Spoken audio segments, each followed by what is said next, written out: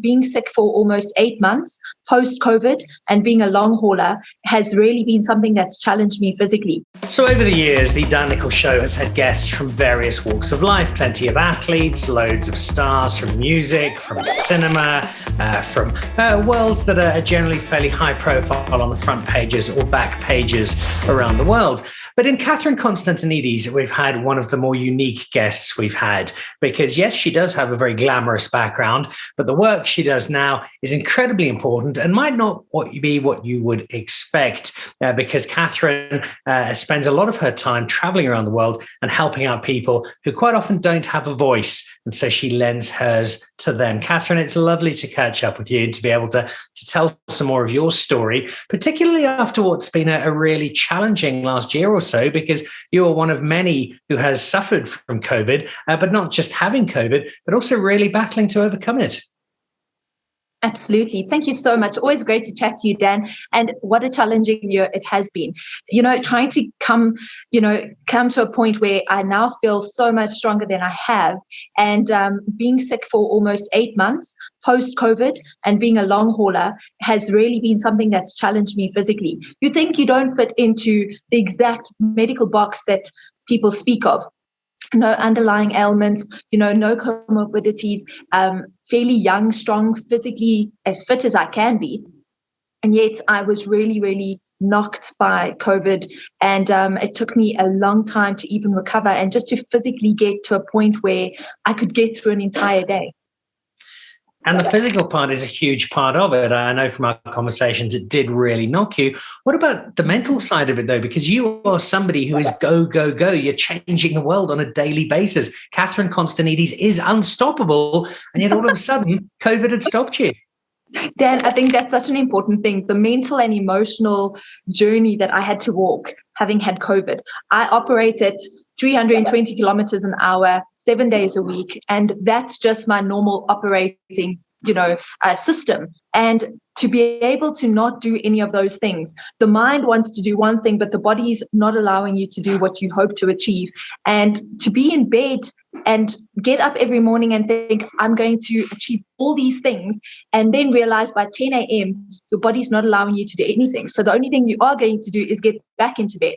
It's really been something that's been a huge mental and emotional challenge. And to have to kind of find a way to explain that to other people who don't know you as somebody who rests or takes time out, that's not something that I do. So it was something very strange for me to have to mentally cope with.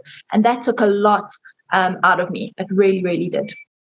So a very vivid illustration of the sort of impact that COVID has had you at a very personal level. You also have a very vivid understanding of the challenges that so many people around the world have. People who often don't get into the news, they don't make the papers. We don't tell their stories nearly as often as we should. And I think even more so over the last 12 to 18 months, because the COVID story has taken over headlines, we've perhaps neglected even more the situation that the kind of people you work with so much are experiencing. Tell us a little bit about what life has been like for people in refugee spaces, people in that kind of social crisis during this time of the pandemic. I think it's so important that we actually do try and step back from our own tragic circumstances we find ourselves in, because there's nobody that hasn't been affected by COVID. There's nobody who has not had some kind of direct impact, be it socially, economically, their living conditions have had to change dramatically. We all know those situations far too well. And I think that when we step back and outside of our own silo in life, and we realize that for millions and millions of people in our own country, around the world, this pandemic has really been extremely harsh. Before I got COVID last year, I spent a great deal of time working at a really grassroots community level here in South Africa, and specifically focusing on food security. And when you realize that more than 70% of people living in our informal settlements will go without eating a full meal every day, they will skip meals because they can't afford to eat every day. When you realize the reality of poverty and hunger in our own country, it's something that really it hits home in a different way. And I think it's really important for us to understand that there is so much suffering. There is so much tragedy that happens throughout our country, throughout the world. I, in fact, spent a couple of weeks recently in Afghanistan. And I went to Afghanistan specifically on a humanitarian mission under a project called More Than a Meal. And More Than a Meal really seeks to highlight and to try to get food to the most vulnerable in communities, and specifically along the mountains in Kabul. And when you engage with people who are living in such harsh conditions, war-torn countries, and you realize that their only focus in life is to make sure that every day they can possibly try to feed their children. They can try to provide just one meal for that home. And when you speak to them and you ask when last they ate, and they'll tell you they ate 2 days ago and they boiled one potato to share amongst 4 or 6 people, you realize that the level of poverty and hunger is unthinkable. We take so much for granted. We live our lives and we struggle with our own daily challenges, but we don't realize that all we have is something else. Somebody else is praying for just what we have. And I think that it's been a really powerful and important reminder for me as a humanitarian, being here at home and not traveling for such a long time, going back out into a COVID world and understanding that this pandemic has really and will continue to have long-lasting impact on the most marginalized people of our society worldwide. I think it's really important that we look at what can we do here at home in our own spaces on a daily basis. Every single one of us can do something, but I think we get so caught up in our own tangled web of life that we forget that we all have a responsibility to just make life a little bit easier for someone else.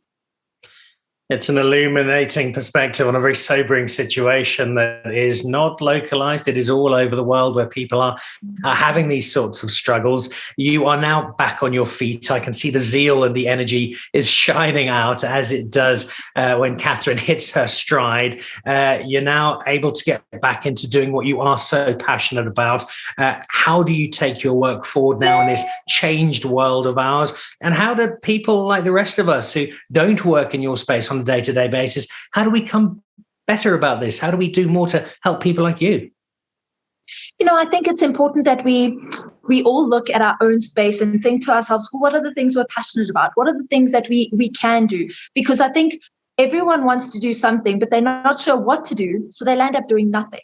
But we all have the ability to either support a local soup kitchen, we all have the ability to buy a few extra groceries and give it to the man who stands at the robot that we drive past every single day.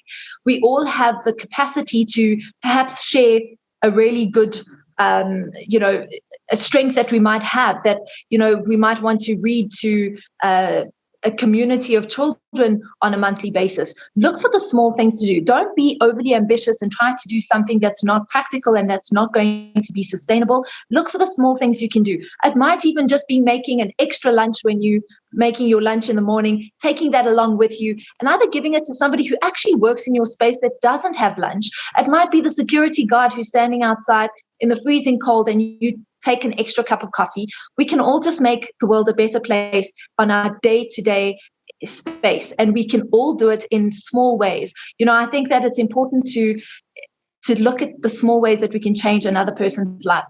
Something really simple, if you've got a little bit of money and you don't know what organization to give it to, or you don't know where to put it, why don't you walk into a pep store and ask who's got an outstanding account and go and pay an account for somebody you don't know, but somebody who, if they have an account there, they really need that extra money. Go and do something for a stranger that you'll never meet. There are so many ways we can all make a difference. And I think that when we stop and think about it, we realize that the world is filled with these opportunities and possibilities every single day. It's not about just doing something for the most marginalized in our community, but starting to build back community from where we are. And that means understanding who our neighbors are, knowing the name of the children that live across the road from you. Let's start to be better citizens from where we are. And I think that the world will certainly be a better place. Sometimes the simplest things that are the most effective, and you do showcase that on a daily basis. You have another day of changing the world ahead of you, so I'll let you dash off. But before we do that, one last question that always intrigues me about you, Catherine. How do you keep this relentless passion of yours going? Dan, I'm so privileged to work in communities across our country, in different parts of the world. And I'm privileged to see pockets of hope that exist.